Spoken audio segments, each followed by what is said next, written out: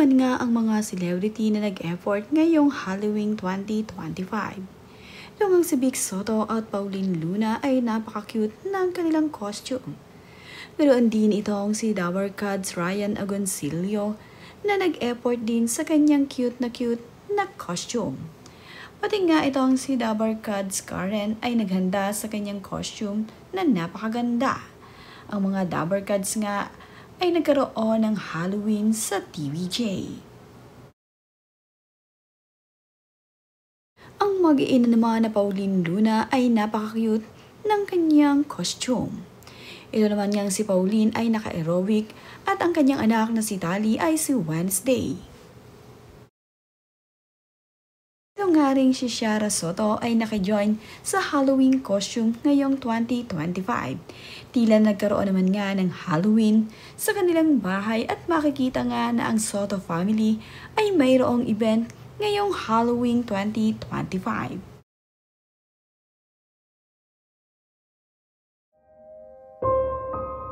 Hindi rin naman nagpahuli ang mga anak ni Andy Eigenman na sina Lilo at Koa pagdating sa Halloween costume. Nag-effort nga ngayon itong si Andy para mapaganda ang costume ng kanilang anak na sina Lilo at Koa.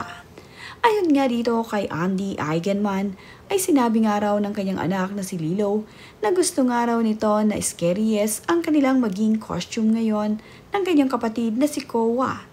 Kaya naman itong si Andy ay talagang nag-effort para masunod ang gusto ng kanyang anak na si Lilo. Nang magpo-pose sa camera ang anak ni Andy Eigenman na si Lilo, ngunit itong araw si Koa ay freestyle at tila kailangan pang mag-workshop kay Nanay Jacqueline. Hi guys! Hi! Call Papa!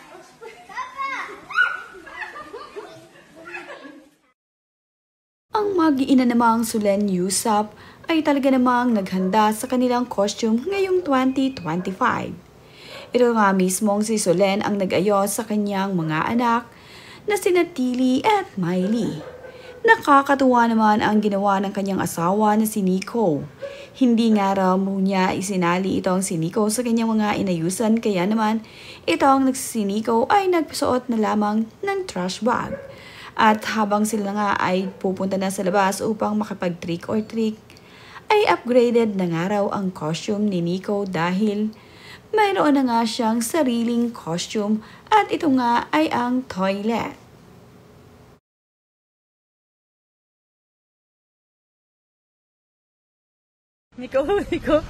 Nico, from ostrich to toilet boys. Tuwang-tuwa naman ang mga nakakakita sa costume nitong si Nico Bolsico. Talaga namang hindi nila mapigilan ang hindi matawa dito kay Nico.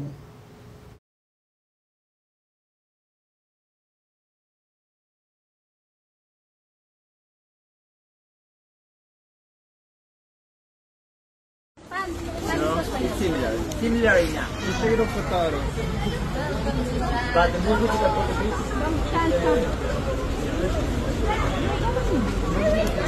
Hi, Miami? I'll go with you, come. I can bring one that's regular. This girl should dress as the sexiest costume Halloween ever. Can you show your face? Yeah, my back. Can you show who you are? It never happened ever, man. I swear, when I hit Show your face. Who is she? Sino naman kaya ang napakagilas na nagsuot ng Peppa Pig costume na ito? Na talaga namang nag-effort pa dahil sa laki nga ng uli nito ay mabigat tsak itong dalhin. Siya pala ay itong si Isabel Daza. Talaga namang itong si Isabel ay kinarir ang Halloween costume niya ngayong 2025.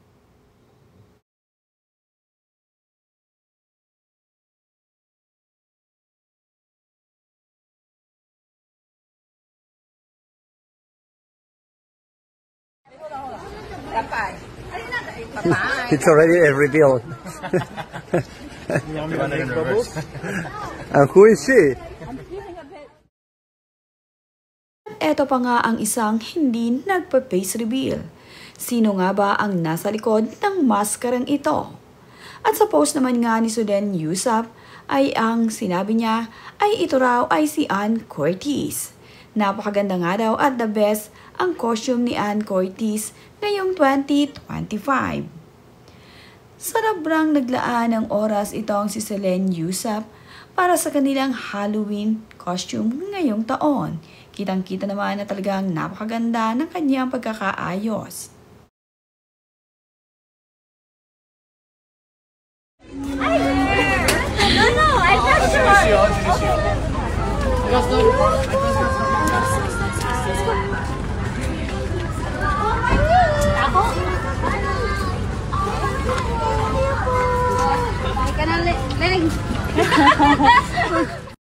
Mga anak naman ni Ellen Adarna ay nakisali rin sa trick or treat sa kanilang village. At matatandaan nga na ito ang first time ni Liana na makapag-trick or treat. Kasama naman ni Kuya Elias at ng kanyang kapatid na si Lily ang kanilang mga angel. Ito nga si Ellen Adarna ay maririnig sa video na masayang-masaya para sa kanyang dalawang anak na very excited sa paghingi ng mga candy sa bawat bahay.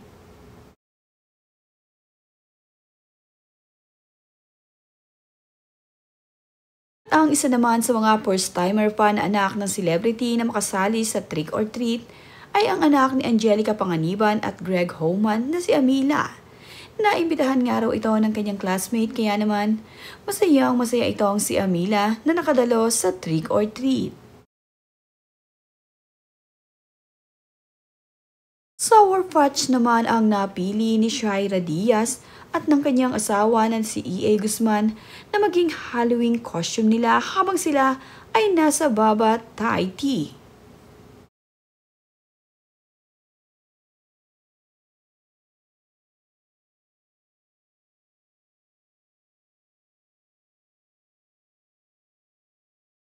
At ito nga rin si Sue Ramirez at Dominic Roque ay nakisali rin sa Halloween costume.